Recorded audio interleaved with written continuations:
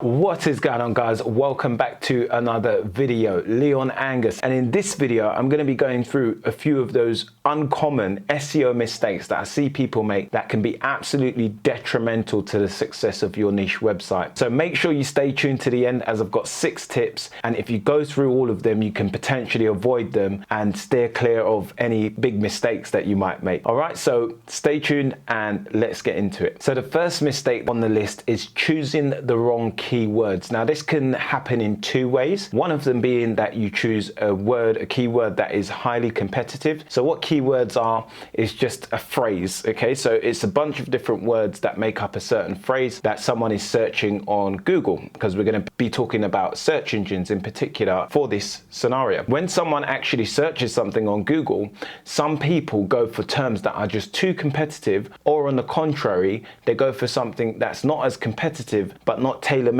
for the content that they've actually produced. Okay, so what you'll find is that some people just kind of put content out there without titling it. And I can tell you for free, if you're putting up content on YouTube, Google, Bing, any kind of search engine, and you're not titling it with the right appropriate titles that someone is searching for, then you're potentially never going to get found. Of course, you can breach that once you start bringing in a substantial amount of traffic and you've already got an initial audience that will engage, because then the search engines can kind of better understand your content and then push it to the relevant sources. But when you're starting out, you really want to focus on search traffic. Okay, so that means that someone's actively searching for that piece of content, and then you're making that piece of content on the back of the search. So when they land on the results pages, they can actually select your article or your piece of content from the results pages. Now, mistake number 2 on the list is over-optimizing. So this all again relates to keyword research, because what happens is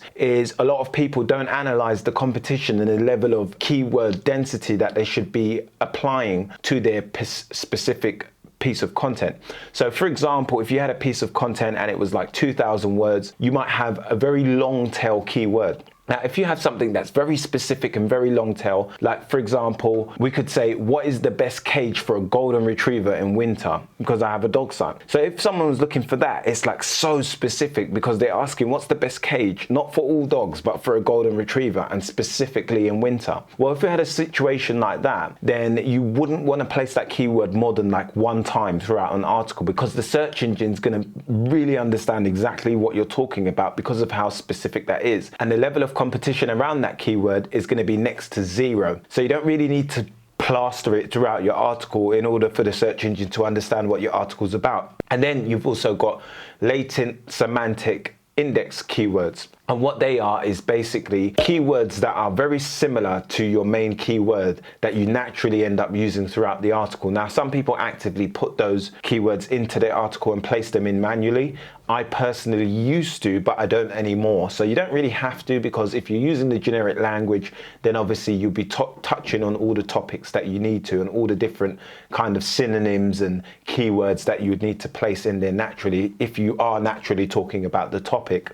So the way to check your keyword density is to go over to competitors' websites, do Command F on a Mac or Control F on a Windows PC, and then you can search, put in the keyword that you're trying to rank for, and search how many times your competitors are using it within their articles. Now, if you copy all of the content from the competitor's site and then place it into a tool like wordcounter.com, you can potentially see the word count of how many words they have on the page. So that way you can tell how many times the keyword's being used. Now, when you are looking at this kind of data, what's also taken into account is the footer section and the sidebar section. So a lot of people don't really understand that. Like for example, if you had a site on golden retrievers, as I do, and then you kind of were trying to rank for best food for golden retriever, well, if you had related articles, or just say for example like a menu bar that said best food for golden retrievers, well, that would also be taken into account for your keyword density. Now, keyword density is not only measured by phrase, it's also measured by single word as well. So when you're obviously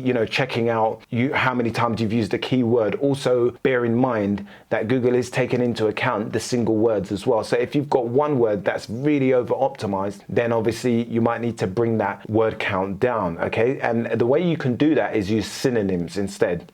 Now, there's some great tools to check your on-page SEO. One of them is a tool called keysearch.co. So I use that personally, and it has an on-page SEO section, and that will allow you to see the keyword density throughout a specific article. So then you can optimize accordingly, because some of them might be over-optimized where you're adding too many keywords in, and some of them are under-optimized where you need to obviously add more keywords. Okay, so it can go one of two ways. You just need to analyze and see what the competitors are doing, but that's what these tools can do for you, is to cut through that kind of research process. The next mistake on the list is no mobile optimization. Now, this is a big problem because more than 50% of the internet are now searching for things or information using their mobile phone. Now, for my websites in particular, I average about 60% mobile. So it's very important for you to actually have a web page that's optimized for not only desktop but mobile as well. And what Google are doing is they're actually putting forward websites that are optimized for mobile and really fast loading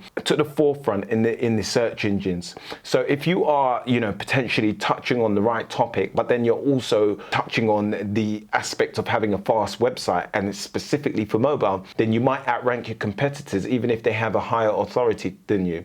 Now, that's not always going to happen in all cases, but obviously it's taken into account by the search engines, and it's now actively a ranking factor as well. So site speed is a ranking factor, but mobile site speed is also a ranking factor. So you need to be aware of that and really optimizing your sites and increasing your page speed for that specific purpose. Now, some of the ways that you can do that is by using a tool called pingdom.com, or you can head over to GT Metrics, or you can use Google's own page speed insights. And what that will allow you to do is see all of the images that are weighing down your pages, or any of the plugins or anything that are causing your site to load slowly. Now, I personally don't recommend more than 20 plugins on any particular website. And if you can bring that down to like 11 or 15, then so be it. I would really encourage you to do that, because that is one of the biggest things that slow down a website. Now, the next mistake on the list is not producing high quality content.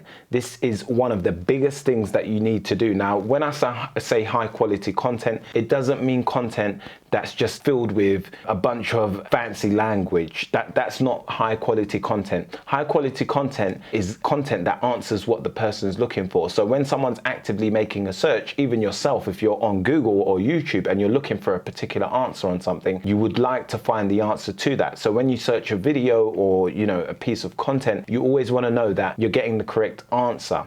Okay, so the way you can do that is by understanding exactly what the person's looking for. So that takes you as the content producer to do a specific type of research to understand the search intent. Now, Google in particular are now more focused around search intent than ever before. So understanding exactly what someone's trying to find out is absolutely paramount to the success of your web page. So what I would encourage you to do is go onto Google and do a manual search when you're actually doing your keyword research, or you're about to create a piece of content, and really try to touch in your H2 headers with all of the related questions that someone might have if they're looking for a particular answer on the keyword that you're trying to rank for. And I use the related searches for that from the bottom of the Google web pages, so you can go and see all of the other questions that people are asking, or all of the other topics that they would like to know about. And that really helps you to get the gist of exactly what they're trying to look for. Of course, using your common sense can be a little bit more helpful as well, because you're just understanding exactly what angle they're coming from. You can then tailor make your content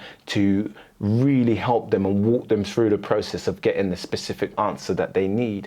Okay, and that also improves your user metrics on your site, which in turn can result in better rankings and higher results for your overall authority of your site and overall trust with the search engines as well. So mistake number 5 is having a poor social presence. Now, when you start off with a brand new website or a brand new YouTube channel, there's no kind of user metrics for the search engine to gauge your content with. Okay, so there's no one on the actual content to really understand exactly what it's about or whether it's good. I mean, obviously they're going to be reading your titles and your descriptions and trying to understand your content to the degree that the algorithms can. But for them to really measure whether your content is useful or helpful and worth promoting to other resources or a wider audience, you need to give them some data, okay? So the algorithm needs to get some data on your content. So one of the things specifically with a brand new website that you need to do, go and get some social media traffic, because if you get that social media traffic, it then gives some data to the algorithms, so then they can understand how long people stay on your site,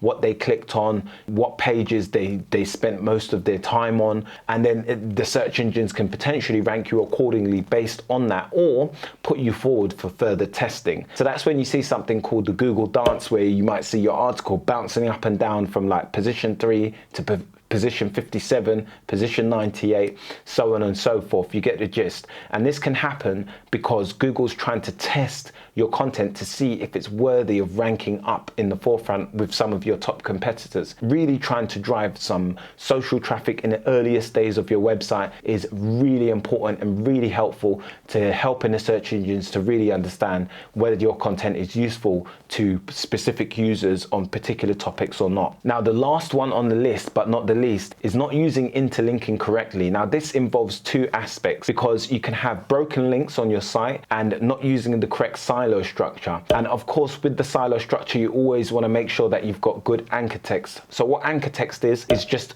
when you link out from one particular page to another, you're passing power, what we call link juice in SEO, from one page to another. So say, for example, you get a really high authoritative website linking to a particular page on your website. Well, what you can do to carry that power throughout the rest of your site is use interlinking. So it's almost like a spider web, and then you send a big beam of authority into it, or power, and then it passes through all of the web. And obviously that web is containing all of your different pages. But that's the same way that you want to set up your site. But the way that a silo works is linking particular pages together are relevant to each other. So wherever you have a topic that relates or helps the reader to better understand the post that you're specifically creating, then you would obviously want to link over to another relevant article so they can go and get further information. But even if you're not doing that for that, you also want to do it for the search engines. So when the Google bot comes in, it's like a spider and it crawls through all of the links, just like a web analogy that I just used. Well, basically you want the search engine's algorithm to go through and see the relevant links to the other articles and really also bring those up as well. So if you've got some power on one article, you can then disperse that power throughout the rest of your site by using the correct interlinking structure. Now, for more information on how to do SEO in the right way and avoid mistakes, then make sure you get my free cheat sheet just below. I've got like 20 odd tips on doing SEO the right way so you don't have to make the mistakes in the future. And I've also got an early bird waiting list that you can actually check out on my post community tab. I've left a post there where you can see the early bird list of an ebook that I'll be bringing out specifically on Amazon Associates and affiliate marketing with SEO. So if you're interested in any of that, make sure to go check out those resources mentioned. And if you did like the video, make sure to leave a like below. And as always, if you are brand new, make sure to subscribe. I'll see you in the next one. Leon and Angus. Peace.